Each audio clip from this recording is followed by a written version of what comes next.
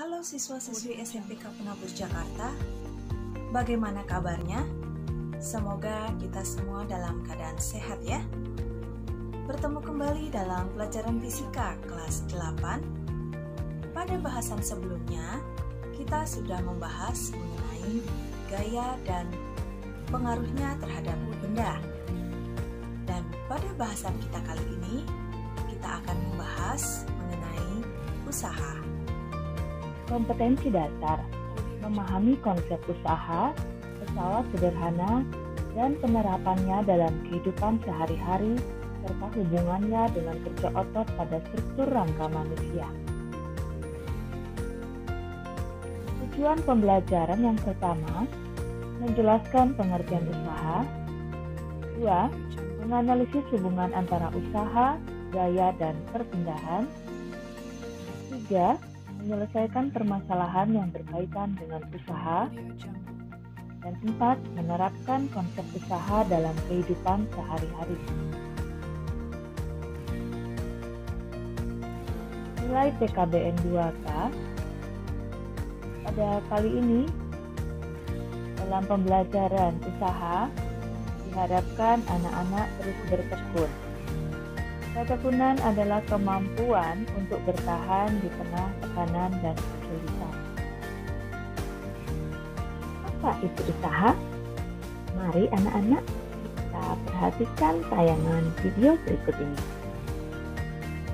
Ternyata banyak sekali contoh usaha dalam kehidupan sehari-hari, seperti dalam kegiatan perlombaan memindahkan kelereng dari posisi awal ke posisi akhir, atau kegiatan yang dilakukan seseorang yang sedang mendorong mobil yang mogok.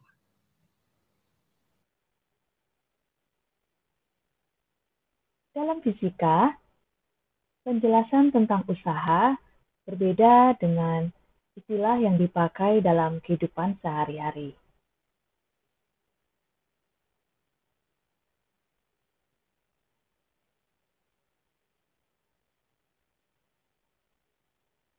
Usaha adalah besarnya energi untuk merubah posisi yang diberikan gaya pada benda.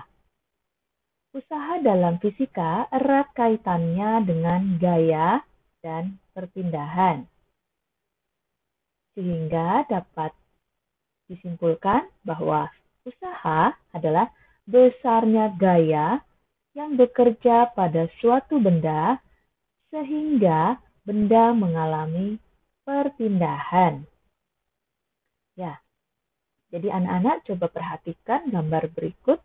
Ya, ketika seseorang mendorong mobil, ketika mobil yang didorong itu diberikan gaya dan tidak ada perpindahan, maka dapat dikatakan bahwa orang tersebut belum melakukan usaha. Kenapa? Karena tidak ada perpindahan. Ya, jadi kalau gambarnya seperti ini, ada orang mendorong mobil, tapi mobil tidak bergerak, maka dikatakan orang tersebut belum melakukan usaha. Ya, perhatikan gambar berikut. Bila benda dikenai gaya F atau di sini gaya dorong, maka benda tersebut mengalami perpindahan atau kita sebut dengan S, kita lambangkan dengan S, maka usaha atau W secara matematis dirumuskan sebagai W sama dengan F kali S, di mana W itu adalah usaha, W itu berasal dari bahasa Inggris, work, ya, jadi dilambangkan dengan huruf W. Kemudian F yaitu force atau gaya, dan S adalah perpindahan benda. Usaha dalam satuan Newton meter, gaya dalam satuan Newton, dan perpindahan dalam satuan meter. Jenis usaha dan contohnya. Berdasarkan arah dan perpindahan benda, usaha dibedakan menjadi 5 jenis, yaitu kita lihat yang pertama, usaha positif. Ya, perhatikan gambar berikut. Ada seseorang yang sedang mendorong motor, sehingga motor mengalami perpindahan. Atau ketika mendorong sebuah troli. Ya. Usaha yang dilakukan pada gambar berikut adalah gaya yang searah dengan arah perpindahan benda.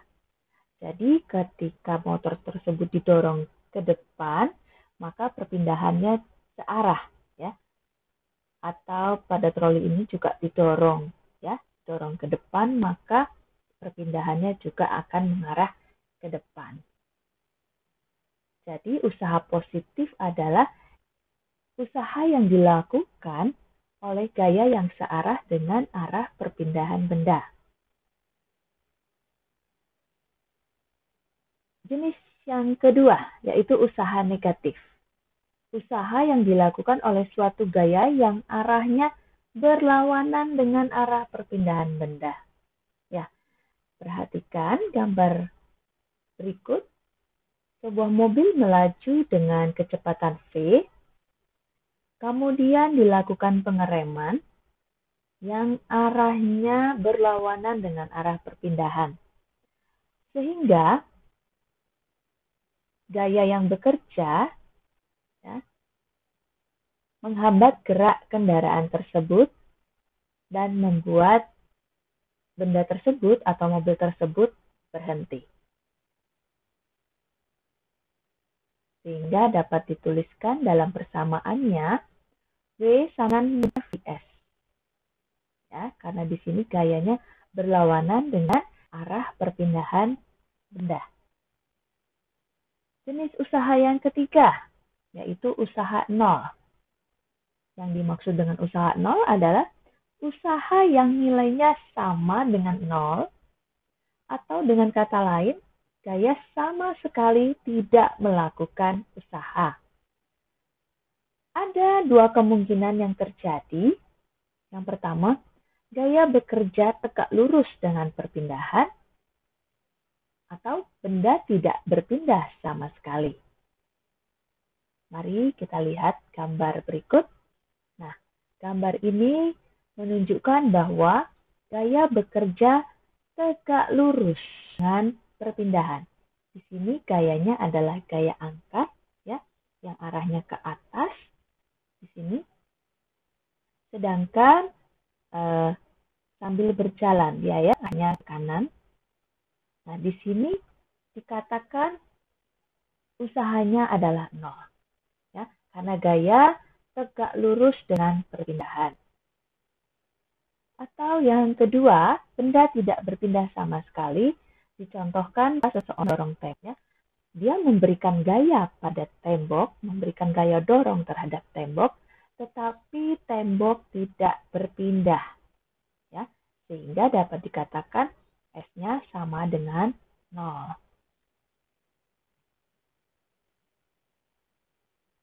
Nah, sehingga dapat dituliskan dalam persamaan matematis W sama dengan F kali S. Ketika S sama dengan 0, maka W sama dengan 0.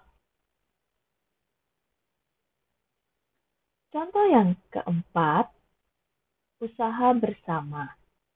Jika benda berpindah saat diberikan lebih dari satu gaya, maka dapat dikatakan usaha yang dilakukan adalah oleh beberapa gaya.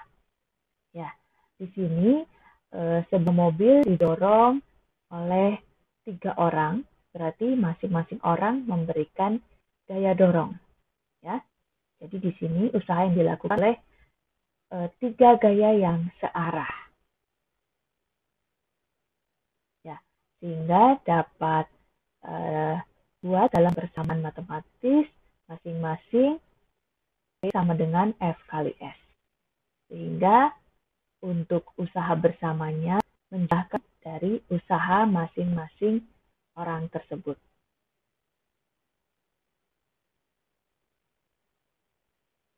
Usaha bersama yang dilakukan oleh dua gaya yang berlawanan arah juga dapat terjadi. Sebagai contoh pada gambar berikut, ya.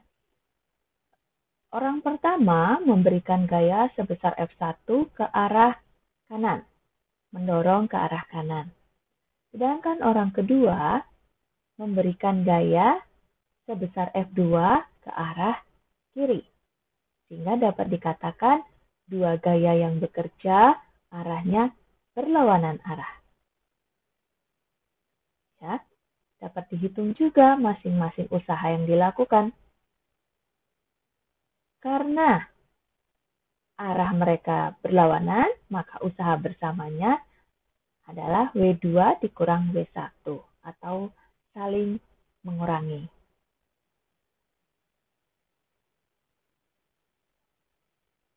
Yang kelima, usaha yang dilakukan oleh gaya yang membentuk sudut terhadap arah perpindahan. Misalkan suatu balok ditarik ya dengan sudut theta ya. Di sini perhatikan gambarnya, maka dapat dikatakan atau dapat dituliskan secara matematis besarnya usaha adalah F kali cos theta kali S. Ya. Theta di sini adalah besarnya sudut yang dibentuk. Contoh soal yang pertama. Andong ditarik oleh seekor kuda dengan gaya 200 Newton sehingga berpindah sejauh 150 meter. Berapakah usaha yang dilakukan kuda tersebut? Kita tuliskan diketahui F atau gaya sebesar 200 Newton, S atau perpindahan 150 Newton. Yang ditanyakan adalah W atau usaha. Ya, dapat diselesaikan. W sama dengan F kali S. Sehingga didapatkan hasil W atau usaha yang dilakukan kuda tersebut adalah 30.000 Joule. Contoh soal yang kedua. Siswa A dan siswa B bersama-sama mendorong sebuah meja dengan gaya 75 Newton dan 60 Newton. Akibat dorongan mereka, meja tersebut berpindah sejauh 2 meter. Hitunglah usaha bersama yang mereka lakukan. Diketahui masing-masing F1 75 Newton, F2 60 Newton, dan perpindahannya 2 meter. Sehingga kita dapat mencari usaha yang dilakukan oleh orang pertama, ya, atau siswa A, sebesar 150 Joule. Sedangkan usaha yang dilakukan siswa B adalah 120 Joule. Sehingga W total usaha bersama adalah penjumlahan dari usaha masing-masing, yaitu 270 Joule. Contoh soal yang ketiga. Untuk menggeser sebuah lemari dengan masa 10 kg, diperlukan usaha sebesar 400 Joule. Jika gravitasi di suatu tempat 10 meter per second kuadrat, hitunglah besarnya perpindahan lemari.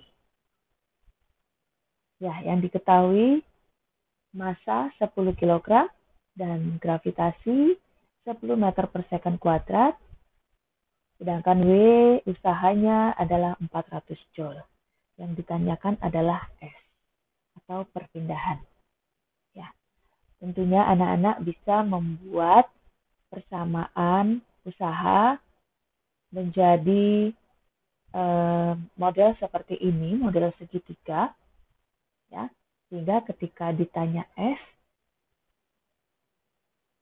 ya, tinggal memasukkan ke persamaan ini. Tadi W diketahui 400 Joule, F yang kita ketahui F itu dapat kita jabarkan menjadi M kali J, ya, kemudian dikalikan dengan S. 10 kg dikali 10 meter per second kuadrat, nah ini S yang akan kita cari. Jadi S sama dengan W per, nah ini berarti F kali S. Ya. S-nya adalah 4 meter.